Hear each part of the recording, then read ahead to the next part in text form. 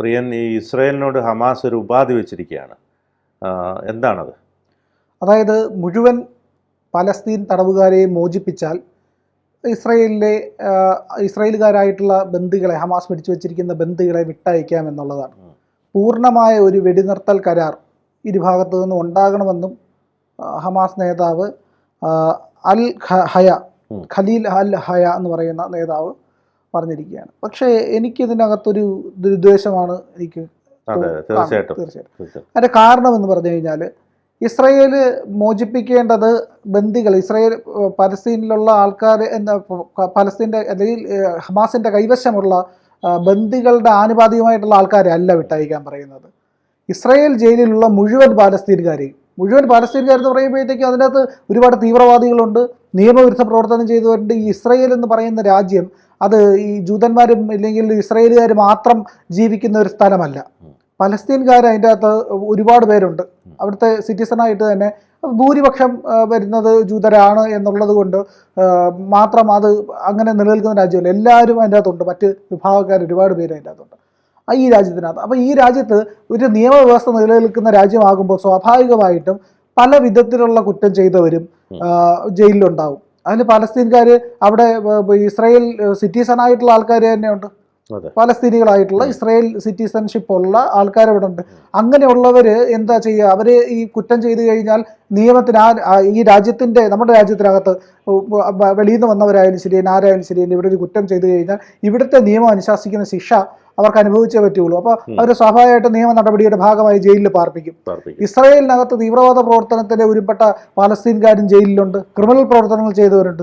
അപ്പോൾ ഹമാസ് മുന്നോട്ട് വയ്ക്കുന്ന ഉപാധി എന്ന് പറഞ്ഞു കഴിഞ്ഞാൽ പാലസ്തീനിയാണോ ആ പാലസ്തീനികളെ മുഴുവൻ വിട്ടയക്കണമെന്നുള്ളതാണ്. എങ്കിലേ ബാക്കിയുള്ള ഇസ്രായേൽ ബന്ദികളെ ഇസ്രായേലുകാരായിട്ടുള്ള ബന്ദികളെ മോചിപ്പിക്കുമെന്നാണ് ഹമാസ് പറയുന്നത്. ഹമാസ് നേതാവ് പറയുന്നത് ബന്ദികളെ വിട്ടയച്ച് ഗാസയിലെ യുദ്ധം അവസാനിപ്പിക്കുന്നതിനുള്ള സമഗ്രമായ ഒരു ചർച്ചയ്ക്ക് ഹമാസ് തയ്യാറാണ്. അതിന് ഇസ്രായേൽ ജയിലിലുള്ള മുഴുവൻ പാലസ്തീനികളെയും വിട്ടയക്കണമെന്നും ഹമാസ് നേതാവ് ആവശ്യപ്പെട്ടു. നെതന്യാഹുവും അദ്ദേഹത്തിന്റെ സർക്കാരും ഭാഗികമായൊരു സമാധാന കരാറിലൂടെ അവരുടെ രാഷ്ട്രീയ അജണ്ടകൾ മറയ്ക്കാനുള്ള ശ്രമത്തിലാണ്. മുഴുവൻ ബന്ദികളും മരിച്ചാലും ഗാസയിൽ യുദ്ധവും അതിക്രമവും പട്ടിണിയും വിതയ്ക്കാനാണ് അവരുടെ ശ്രമം. അതൊരിക്കലും അനുവദിച്ചു കൊടുക്കില്ലെന്നും ഹമാസ്. എനിക്കിതൊരു തമാശയായിട്ടാണ് തോന്നുന്നത്. കാര്യം പറയട്ടെ, ഇസ്രായേല് അയൺ ഡോം സ്ഥാപിച്ചിട്ടുണ്ട്. അതായത് മിസൈൽ ആക്രമണങ്ങളെ പ്രതിരോധിക്കാനുള്ള ഒരു കവചം സ്ഥാപിച്ചിട്ടുണ്ട്. അതെ, ഇത് അവരുടെ കുട്ടികൾക്ക് ആഹാരവും മരുന്നും കൊടുക്കേണ്ട പൈസ എടുത്താണ് അവർ ഈ പ്രതിരോധ സംവിധാനങ്ങൾക്ക് വേണ്ടി ഇത്രയധികം ചെലവഴിക്കുന്നത്. ഇവര് ഈ പറയുന്ന പലസ്തീനികൾ എന്താ ചെയ്യുന്നത്? പലസ്തീനികളിൽ ഈ ഹമാസ് എന്താ ചെയ്യുന്നത്? GI പൈപ്പുകൾ എടുത്തിട്ട് അതിനകത്ത് വെടിമരുന്നും ആയുധങ്ങളും നിറച്ച് റോക്കറ്റായിട്ട് അടിക്കുക ചെയ്യുന്നത്.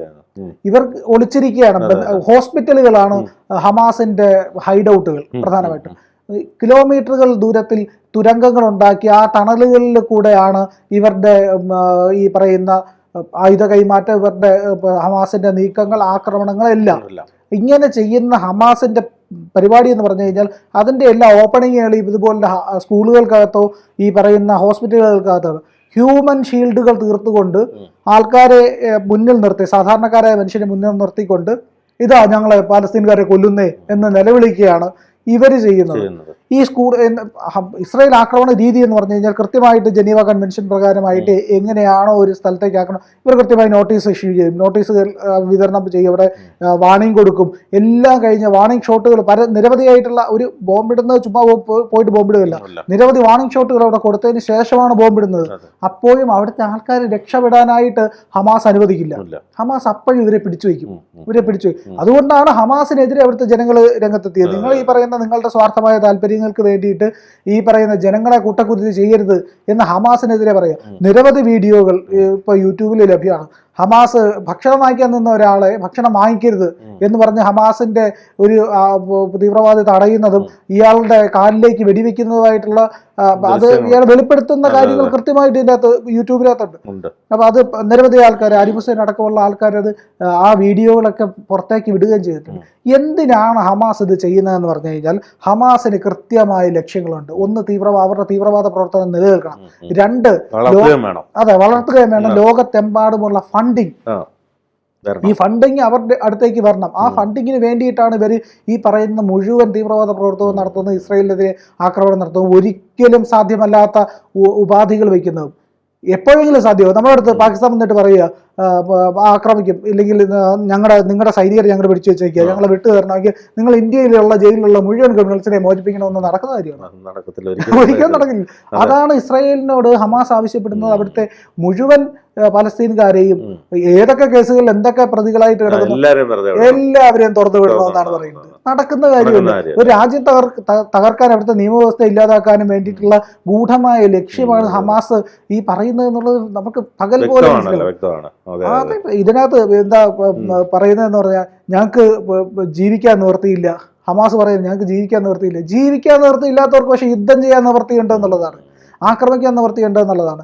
ഒരു ഒരു ഒരു തരത്തിലുള്ള യുദ്ധമര്യാദകളും ഇല്ലാതെയാണ് നിരന്തരമായി ഇസ്രയേലിനെതിരെ ഹമാസ് പ്രവർത്തിക്കുന്നത്.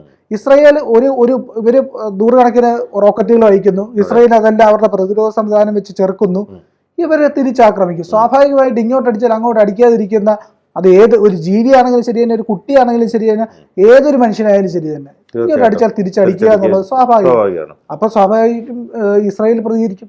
ഇസ്രായേൽ പ്രതികരിക്കുമ്പോൾ ഹ്യൂമൻ ഷീൽഡ് എടുത്ത് വെച്ചിരിക്കുന്ന സ്ഥലത്ത് ഈ ആക്രമണം ഉണ്ടാകുമ്പോഴത്തേക്കും സ്വാഭാവികമായി സിവിലിയൻസ് കൊല്ലപ്പെടും. അപ്പോൾ ഇവരെ കൊല്ലുന്നത് ആരാണ്? ഹ്യൂമൻ ഷീൽഡ് ഉപയോഗിച്ച് സാധാരണക്കാരായ പാലസ്തീൻകാരെയും ഗാസക്കാരെ കൊല്ലുന്നത് ഈ പറയുന്ന ഹമാസ് തന്നെയാണ്.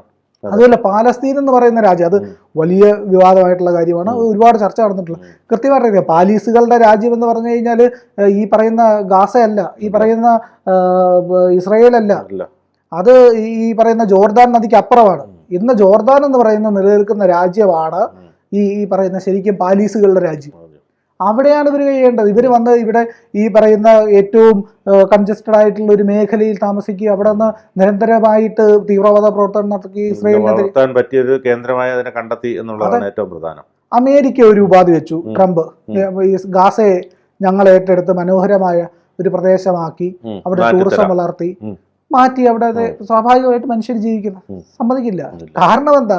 അവർക്ക് ഈ പറയുന്ന വിഘടനവാദ പ്രവർത്തനം, തീവ്രവാദ പ്രവർത്തനം, ആയുധ കൈമാറ്റം, ഫണ്ടുകൾ ഇതെല്ലാം നടത്തിക്കൊണ്ടിരിക്കണം നിരന്തരമായിട്ട്.